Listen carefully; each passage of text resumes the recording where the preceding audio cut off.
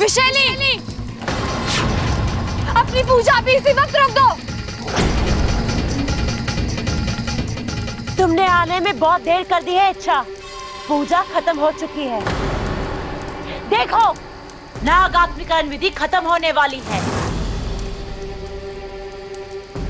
और तुम चाहो भी तो इसे रोक नहीं पाओगी। बब्बल अब नाग बंद कर ही रहेगा। ऐसा कुछ नहीं होगा, हम ऐसा होने ही नहीं देंगे। बाबू!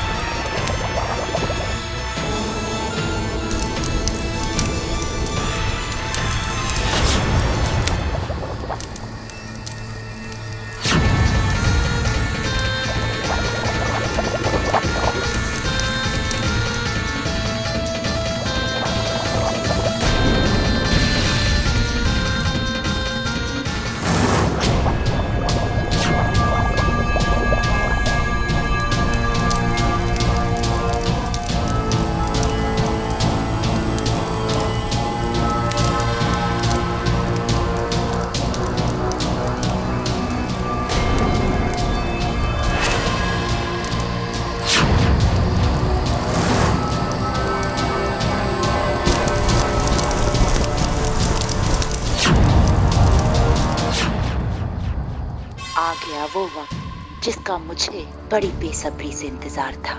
अब शुरू होगा बब्बल का नाग आत्मीकरण।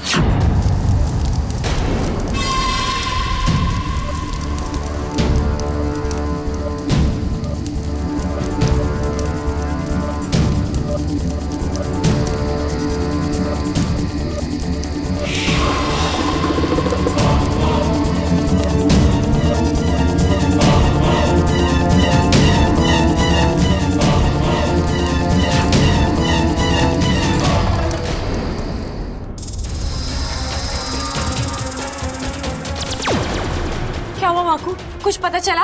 नहीं, पूरा गांव देखा, एक एक मंदिर देखा, एक इच्छाधारी नागिन जहाँ जहाँ जा सकती है वो हर जगह देखी, लेकिन इच्छा बब्बल का कुछ पता नहीं चला।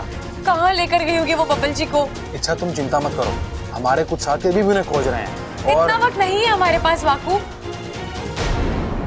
रात का पहला पहर शुरू हो चुका है। अब तक तो विशैली ने विधि की सारी तैयारियां भी पूरी कर ली होगी। मुझे किसी भी हाल में इस विधि को रोकना होगा।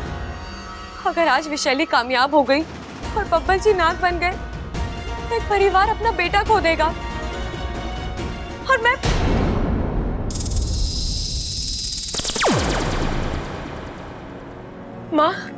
माँ बब्बल जी पता नहीं कहाँ। जानती हूँ, इसीलिए तो आई हूँ यहाँ। आपको पता है वो कहाँ है? गांव की सीमा से बाहर, पूरब की दिशा में 17 मील की दूरी पर एक नाग मंदिर है। नाग आत्मीकरण की विधि उसी मंदिर में की जाती है। माँ मैं आप देख सपोली, बातों में वक्त जाया मत करो। चांद आसमान में आ चुका है। रात जैसे जैसे बढ़ेगी, विशाली की शक्ति उतनी ही बढ़ती जाएगी। तुम्हें बब्बल को जल्दी से बचाना है। जाओ।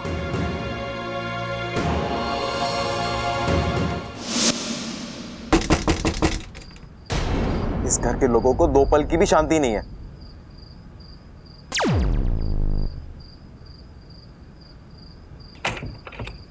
अरे क्या कर रही है छोरी? कुछ नहीं। अरे भाई, ये कुछ नहीं करते कैसे हैं? अरे पता ना छोटे, मैं तो हमेशा कुछ ना कुछ करता रहूं और मैंने लोगों को कुछ ना कुछ होते हुए भी देखा है, लेकिन ये कुछ नहीं कैसे करते हैं ये तो मुझे पता ना। ये तो अमृता ही बताएगी। जी मेरा मतलब है वो मैं थोड़ी अपसेट हूँ। ये बात कर रही है अमृता? हमारी घर की होने वाली बहू और अपसेट है और हमें ना पता? किसी ने कुछ कहा क्या तुझसे? जी मुझसे किसी ने कुछ नहीं कहा है, बस बब्बल जी को लेकर मैं थोड़ा सा। अरे यही तो पता करने आए थे कि तू बबल को लेकर गई कहाँ थी। मैं बब्बल जी को लेकर कहीं नहीं गई थी। मैं कह रही हूँ मैं बब्बल जी को लेकर थोड़ी सी परेशान हूँ। अमृता, मतलब बिल्कुल बिल्कुल तेरे को नहीं पता कि बब्बल कहाँ है? मैंने कहा ना मैं नहीं जानती बब्बल जी कहाँ हैं। ओहो छोटे, ये तो घनी गड़बड़ हो गई। अब उस बैग का क्या करेंगे? हाँ है। कौन सा बैग भैया? अरे वही जो बबल अमृता के लिए लेकर आया था। ओ वो वाला बैग जिसमें बहुत सारे नोट थे। वोट? अरे वोट का अमृता क्या करेगी? उसे कौन सा चुनाव लड़ना है? अरे उसमें तो बहुत सारे नोट थे, और वो भी नए वाले, 2-2 हजार के, और गहने भी थे, साड़ियां भी। बस ये पता ना चल पा रहा कि बबल ने वो बैग रखा कहां है। बबल ना मिलेगा तो वो बैग ना मिलेगा, अगर वो बैग ना मिलेगा तो वो बहुत सारी चीजें अमृता को कैसे मिलेंगी? अब तू देख ले अमृता, अगर तेरे को वो सब चीजें चाहिए तो बता दे बब्बल कहाँ है। मैंने कहा ना, मैं नहीं जानती बब्बल जी कहाँ हैं। अरे देख अमृता, हमें बबल की इतनी चिंता ना है जितनी चिंता उस बैग की है। उस बैग में 2 हनीमून के टिकट रखे हैं। अगर वो बैग ना मिलेगा तो वो हनीमून के टिकट खराब हो जाएंगे। अगर वो खराब हो जाएंगे तो बबल को इतना गुस्सा आएगा कि वो टिकट के साथ साथ सारे नोट भी फाड़ देगा। घना नुकसान हो जाएगा। बता देना कहाँ है बबल। मुझे नहीं पता, नहीं पता, नहीं पता। प्लीज आप यहाँ से जाइए। प्लीज मुझे सुकून और शांति के साथ रहने दीजिए। अरे 1 मिनट भाई, ये सुकून और शांति कौन है? नया है क्या घर में? अरे पता ना, अमृता के रिश्तेदार होंगे, उसी से पूछ ले।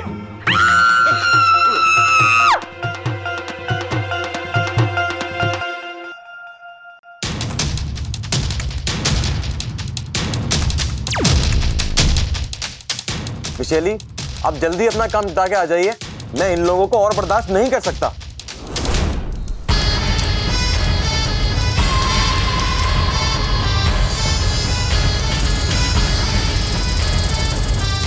पहली बूंद।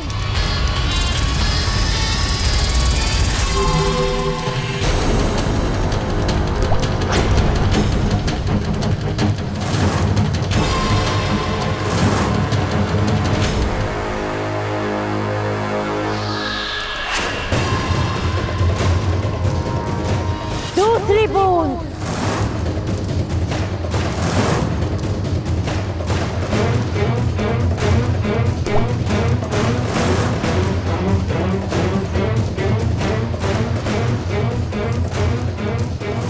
तीसरी बूंद।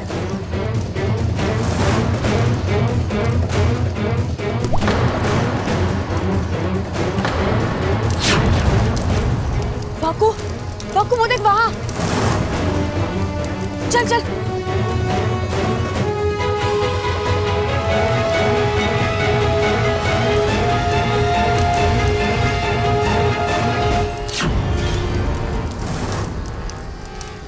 वाकू चल कहीं और देखते हैं।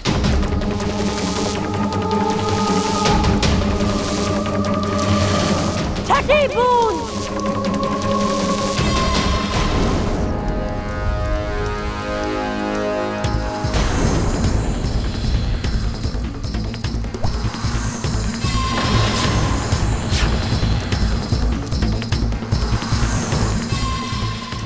विशैली,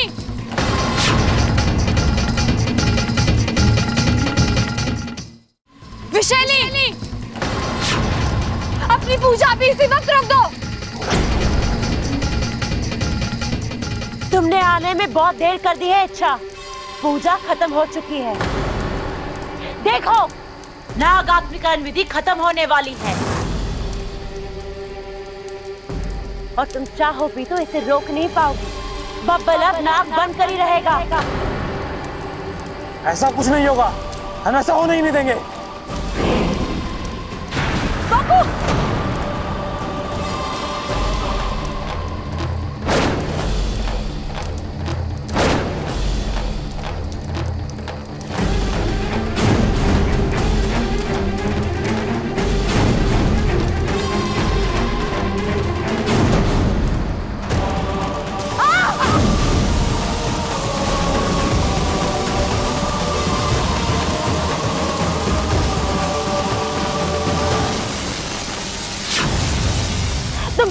कोशिश कर लो इच्छा, तुम बब्बल को नहीं बचा पाओगी।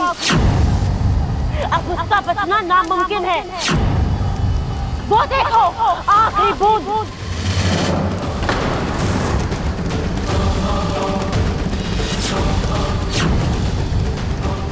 जैसे ही आखिरी बूंद बब्बल के माथे पे गिरेगी, बब्बल नाग बच जाएगा और फिर तुम उसे कभी इंसान नहीं बना पाओगी।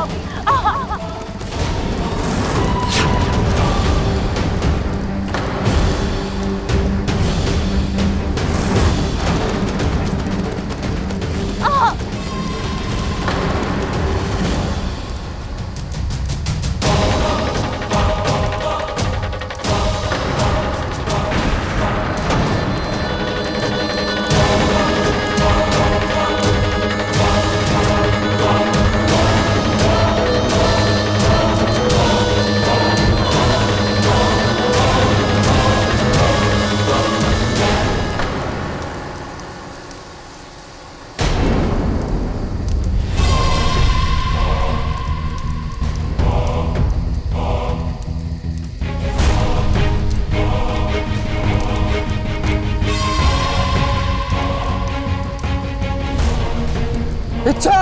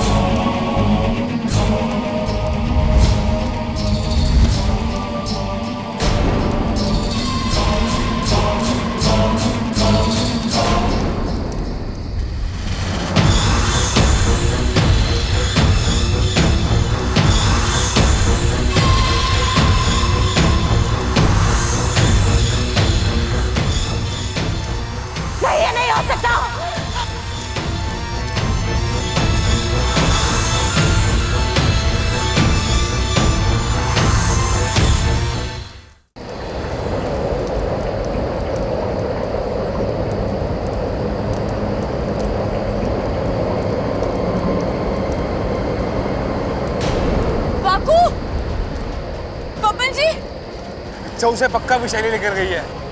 लेकिन कहाँ?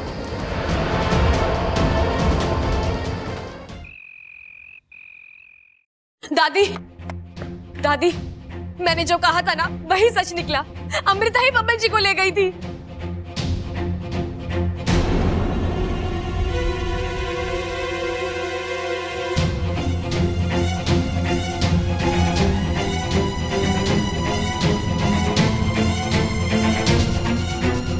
दादी, आपको यकीन नहीं हो रहा है ना, लेकिन यही सच है। अंकल जी, मैं अभी अभी अपनी आंखों से देखकर आ रही हूँ। मैंने बब्बल जी को बचाने की कोशिश भी की, लेकिन वो फिर से।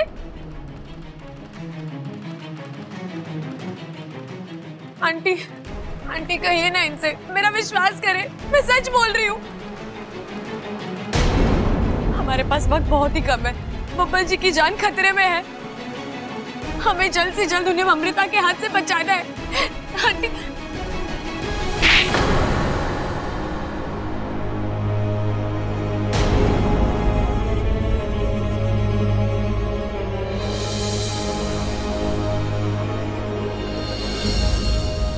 अपना पाप अमृता के सर बढ़ रही है। शर्म नहीं आती तुझे? चुप, एकदम चुप, कुछ नहीं सुना है हमें। आज तक जो तूने कहा हमने सुना और उसी को सच माना। तेरी नीयत, तेरे इरादे सब खुलकर सामने आ गए। दादी, आप ये क्या बोल रही है? मुझे कुछ समझ में नहीं आ रहा। समझाती, मैं तुझे तेरी जबान में समझाती। रुक जा। अमृता,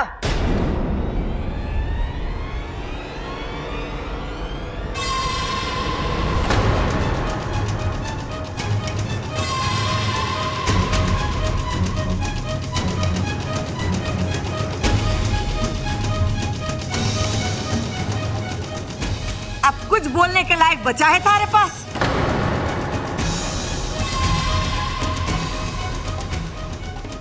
दादी दादी ये यहाँ? हाँ, अमृता बबल को छुड़ा के लाइए हारे चुंगल से, हारे चुंगल से। मेरे दादी मैंने क्या किया है? देखा खड़क, कितनी भोली बन रही, आईना सामने है फिर भी सबूत मांग रही।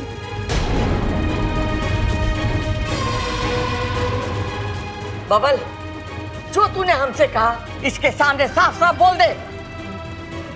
पुलिस स्टेशन में क्या हुआ मुझे कुछ याद नहीं। कौन मुझे उठा के ले गया, किसने मुझे बेहोश किया, मैं नहीं जानता। लेकिन हाँ, जब मुझे होश आया तो मुझे कुछ आवाजें सुनाई दे रही थी और उनमें से एक आवाज इच्छा की थी।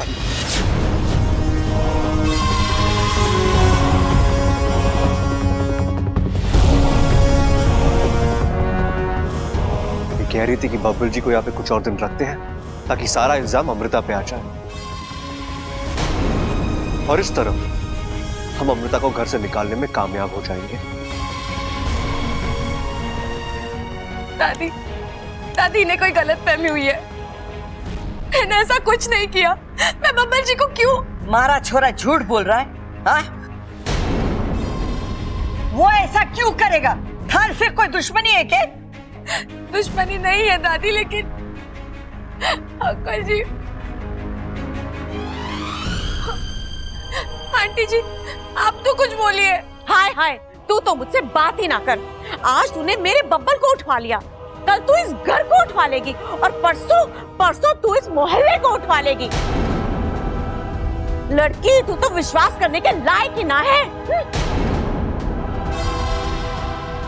इच्छा, मैंने तुझसे ये उम्मीद ना की। इस घर ने तुझे बेटी मान, प्यार दिया, अपनापन दिया, अधिकार दिए, और तूने बब्बल जी आप कहिए ना सबसे कि आपने जो बोला है सब झूठ था, आपसे कोई बुलवा रहा है।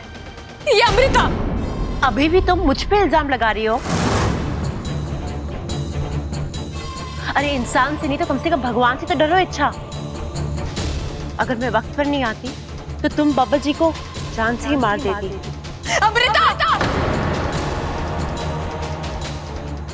दादी दादी मैं आपसे कह रही हूँ, ये अमृता ये जो झूठ। बस, खबरदार तुम्हारी होने वाली बहू का नाम लिया, हमारे से कोई ना होगा। अरे दादी, उसकी पूरी बात तो सुन लो। चुप रह। और तू चल मारे साथ।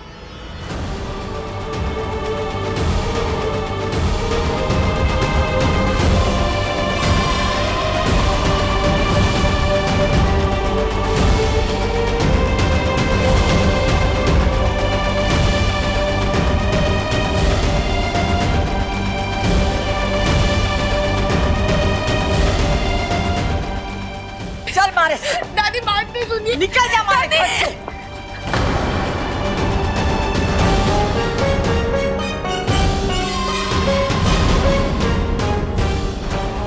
आज के बाद मारे घर की तरफ देखा भी ना तो मारे से बुरा कोई ना होगा।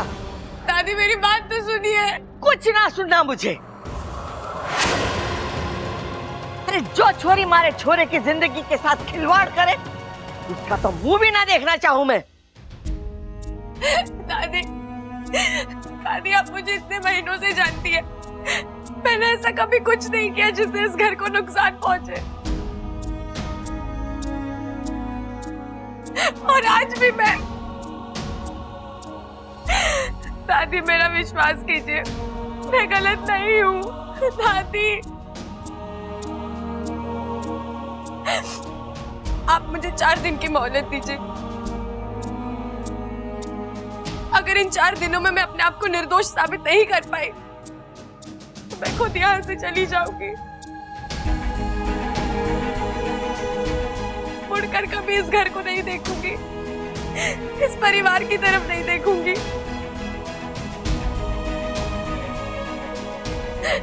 दादी कभी ना कभी तो मेरी वजह से इस घर में खुशियां आई होंगी। ये घर मुस्कुराया होगा। आप कौन खुशियों का वास्ता है दादी, ये आखिरी 4 दिन दे दीजिए दादी।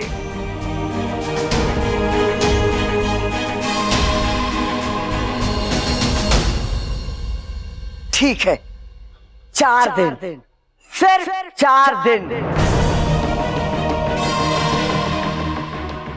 वैसे तो तू निर्दोष ना है, लेकिन फिर भी कोशिश करके देख ले।